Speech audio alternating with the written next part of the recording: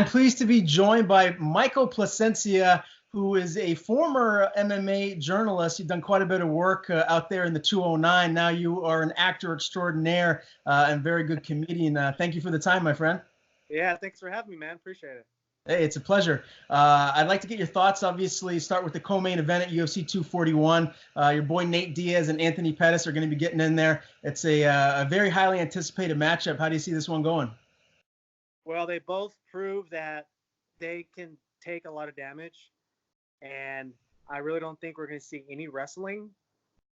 So I think what's going to happen is both those guys are going to stand in the pocket because that's what they both like to do, because they both know the other guy's probably not going to take them down.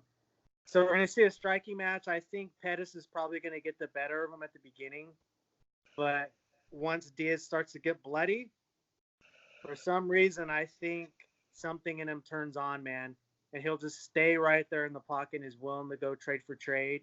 And most of the people can't take the shots as much as he can.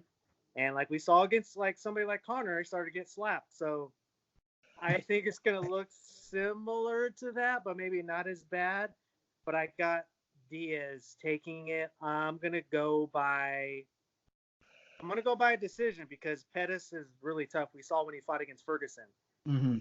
Yeah. He definitely has a chin, and he has that scrap in him too. So I'm gonna give him a decision. Diaz a decision.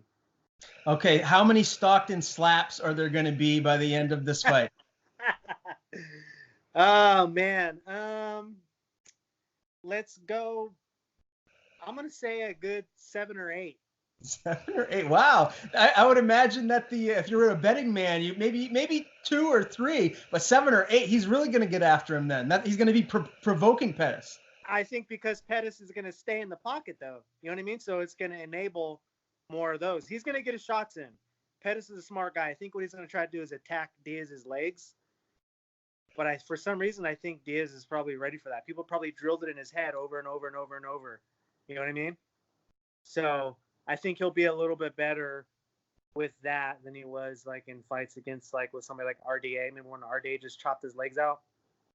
I think he'll be better. He'll be more ready for those. So I can't wait for that co-main event. I'm equally as excited for this rematch for the heavyweight title. Daniel Cormier, the current champion, going against the former champ Stipe Miocic. I keep going back and forth on this, Michael. How do you see this one turning out?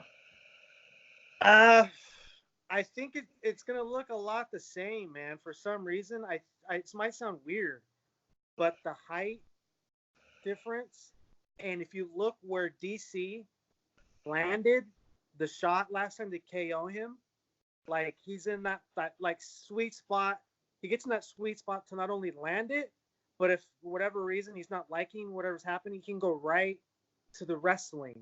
He can grab him. There's that little sweet spot. If you go back and watch the first fight, I think DC is going to win, and it's going to look a lot like the last one because he's really comfortable at that position right there. If he gets hit, starts getting hit, he takes anybody down. If your name's not John Jones, anybody's name that's not John Jones, it's just a bad night, and I think that's the reason why. It might sound weird. Nobody's probably going to tell you that, the height thing, but where he ends up, where Miocic is in comparison to his height, I think that's going to be the trick, man.